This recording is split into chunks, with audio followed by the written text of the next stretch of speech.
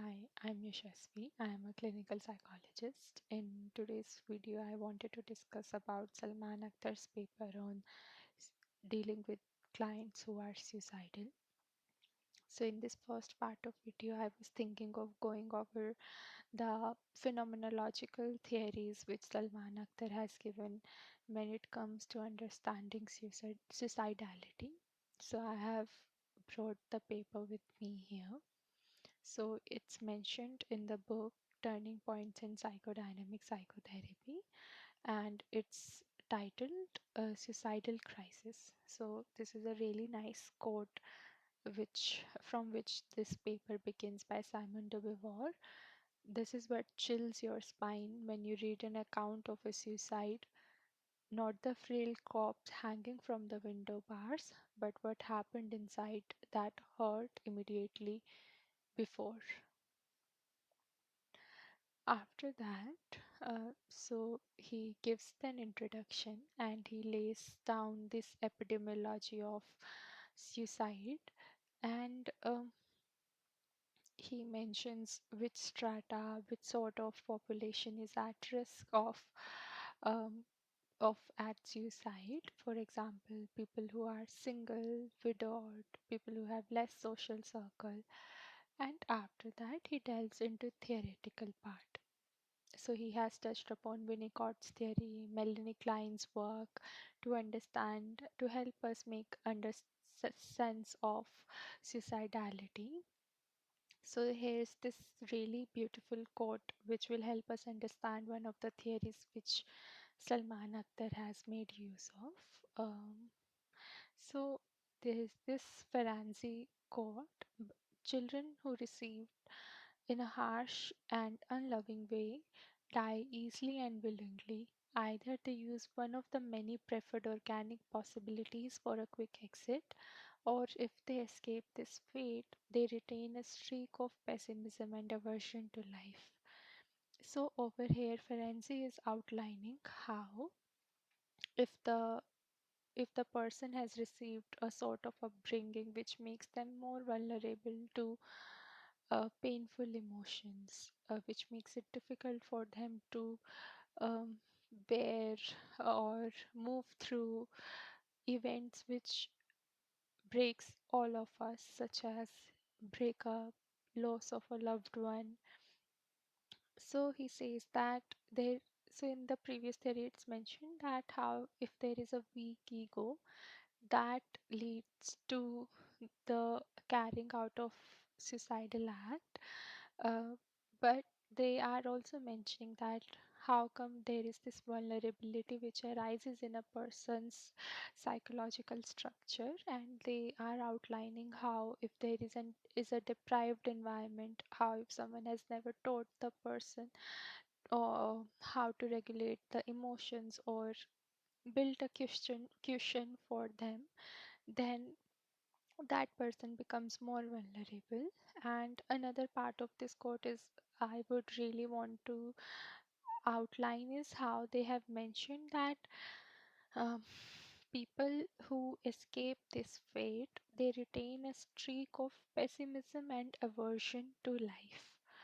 um, I think it's really important to understand that they are maybe not just mentioning the physical act, but also the psychical act of suicide, where the person finds it difficult to grow, where the person finds it difficult to grow towards self actualization, and any opportunity, any attempt towards retaining something good, retaining something, receiving something nurturing from the environment, that is aborted. So, in my today's group supervision session, we were discussing how by coming to therapy, we become something, like there is a process of becoming which is unfolding, but how sometimes that process in itself is evacuated.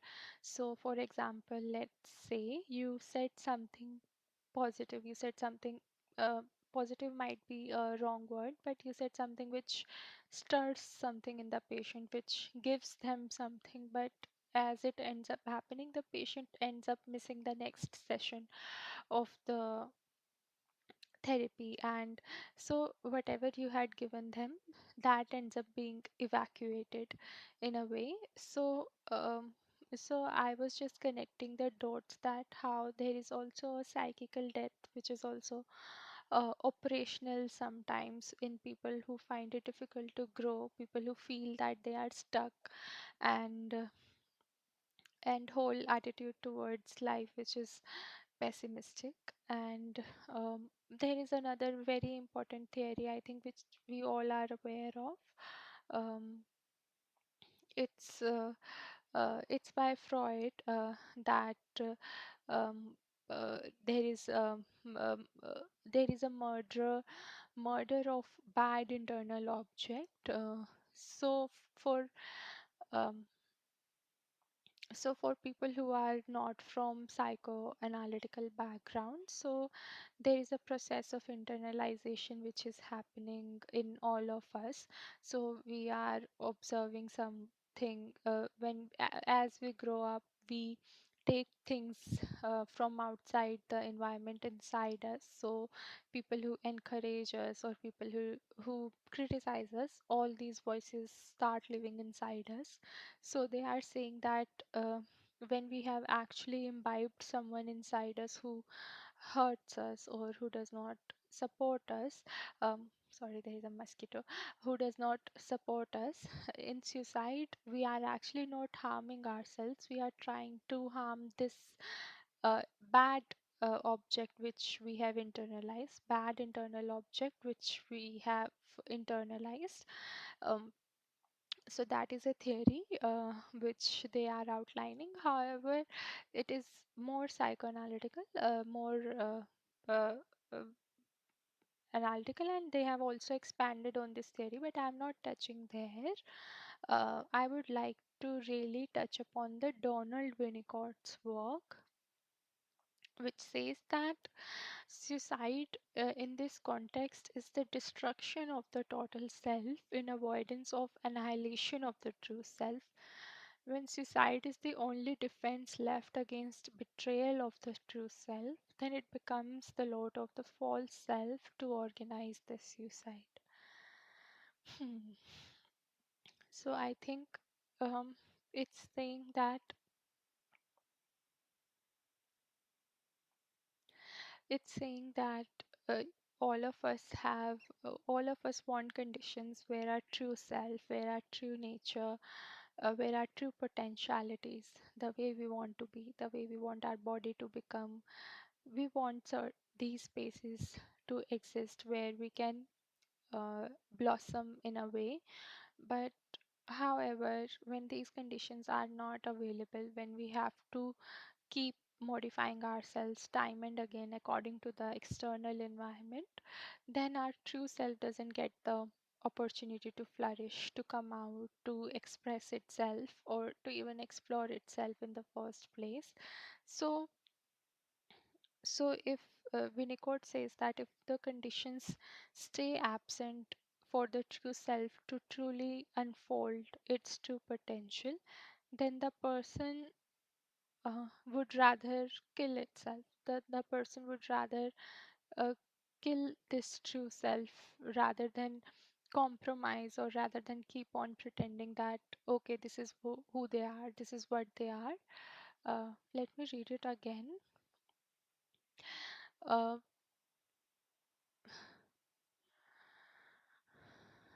so it's since its function is the protection of the true self from insult. So basically, they are saying that a person would rather prefer to live with dignity or not live at all. Um, so, uh, so person would rather not betray themselves, not betray what their true values, true nature, true life is, but rather they would not be than be some keep being someone whom they do not identify with at all. So that is a very important self psychology, I feel. which is reflected in Donald Winnicott's work. So another theory which they have mentioned is in suicidal acts have three motives: either wish not to exist, which is reflected in schizoid conditions, wish to kill borderline, and the wish to die is depressive motivations. So this is what they have mentioned. um, I am covering the next part in another video, but however, I really wanted to touch upon these really important theories and these two really important quotes which I had found. So I hope uh, that um, you would have found it helpful. And Wondervilla Foundation is a crisis helpline which is available 24/7 in case you are in distress, or in case you know of anybody who is in distress. Kindly do reach out to them. Have a good day. Thank you.